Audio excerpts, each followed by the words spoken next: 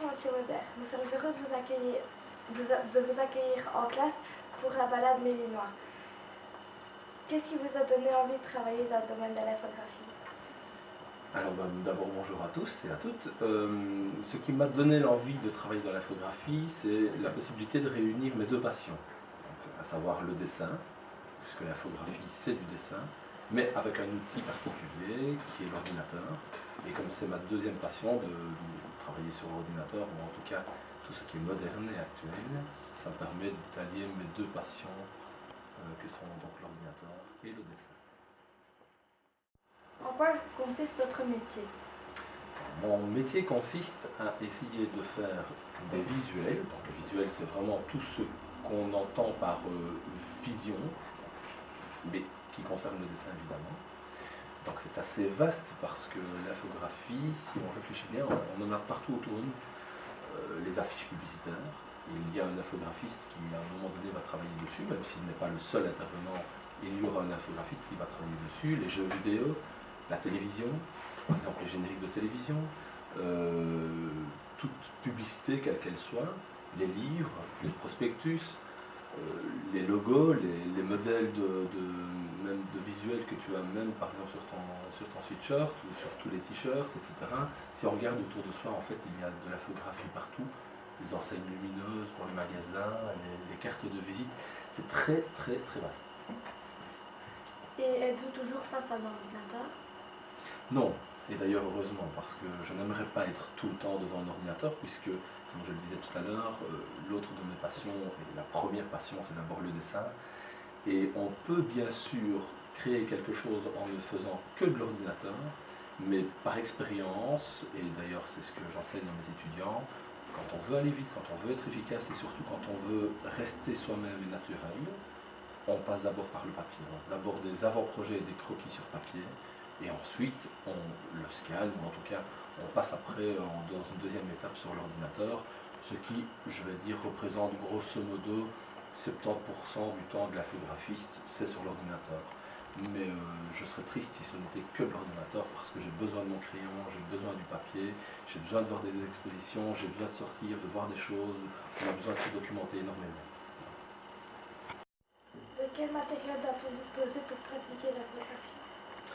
Alors le premier matériel dont on doit disposer, c'est le crayon, le papier, ça c'est inévitable. Et bien sûr un ordinateur, ça paraît assez évident. Alors est-ce que l'ordinateur de monsieur tout le monde peut convenir?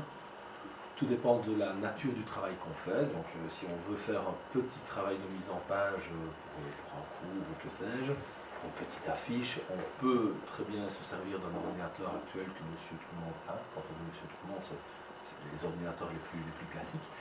Mais à partir du moment où on veut aller plus loin, si on veut vraiment faire du travail d'infographiste, il faut veiller en fait à avoir un ordinateur dont la carte graphique, c'est-à-dire l'interface qui va permettre de visualiser sur l'écran, que la carte graphique soit de bonne qualité, parce que si on fait de la 3D par exemple, eh bien ça va demander beaucoup de ressources. Une autre chose qui va nécessiter aussi beaucoup de ressources au niveau de la carte graphique, c'est tout ce qui est vidéo. Donc si on veut commencer à faire du montage vidéo et on en fait en infographie, alors là il faut une carte graphique qui soit vraiment intéressante.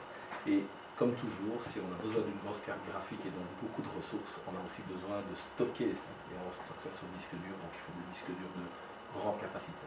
Voilà. Quel dessin ou demande particulière a été le plus difficile à réaliser durant votre carrière? Alors, je dirais que pour moi, le travail le plus difficile, ça a été juste en fait avant le début de ma carrière, puisque c'est le dernier travail en illustration. Donc mes études, c'est l'illustration, c'est ça que j'ai fait comme étude, l'illustration à la bande dessinée. C'était vraiment le cas le plus difficile à réaliser. Alors pourquoi? Parce que le thème, donc l'idée qu'on nous demandait d'illustrer, était ceci: lumière, virgule, source de vie, virgule, connaissance. Mais donc oui, ça a été relativement difficile. J'ai fait quoi? J'ai dessiné en fait un jeune garçon qui doit avoir à peu près votre âge, entre 11 et 12 ans, qui est assis en tailleur et qui tient un livre.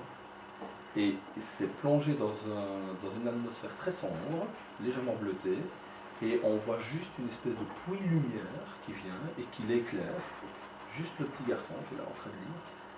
Et on voit, on sent, grâce à la lumière, au ray de lumière, on voit que derrière, on distingue plus que de les voir, on voit une espèce d'arbre, des lierres, des feuilles, etc. Donc, j'ai vraiment imaginé que la lumière était comme une espèce de tuteur sur lequel pouvait s'accrocher c'est la source de vie, c'est-à-dire les plantes, etc. Et la connaissance par le livre, parce que quelqu'un est en train de lire dedans. Peut-on vivre décemment de ce métier? La réponse est oui, heureusement, parce qu'autrement, je crois que les études en elles-mêmes n'existeraient même plus. Oui, il y a moyen d'en vivre décemment.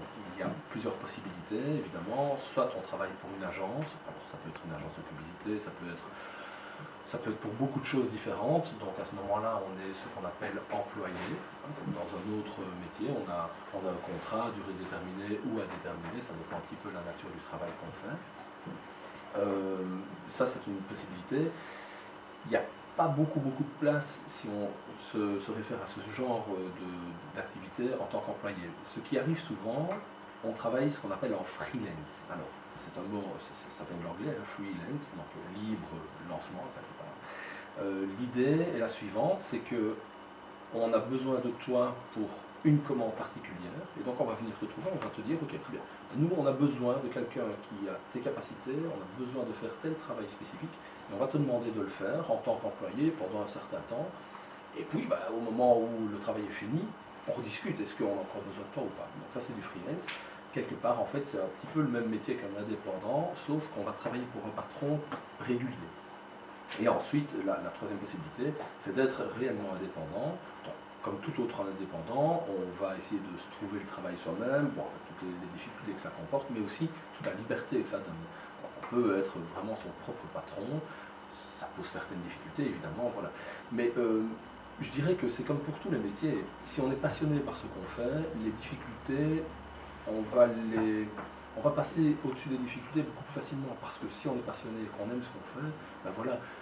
Le coureur cycliste qui aime ce qu'il fait, Philippe Gilbert, s'il aime ce qu'il fait, s'entraîner, c'est pas difficile, même s'il y a de la neige, même s'il pleut, même s'il fait froid, s'il y a du vent. Il va passer au-delà de cela parce que sa passion, c'est ça. Voilà. Alors pour quelqu'un qui n'est pas de rouler à vélo, évidemment, il ne lui viendrait pas l'idée d'aller rouler sous la pluie juste pour son plaisir. Voilà, c'est pour tous les métiers pareil, il faut trouver ce qu'on aime dans la vie. Et oui, l'infographie permet de vivre sans problème si on est passionné et si on a envie de faire tous les sacrifices qu'il faut pour y arriver.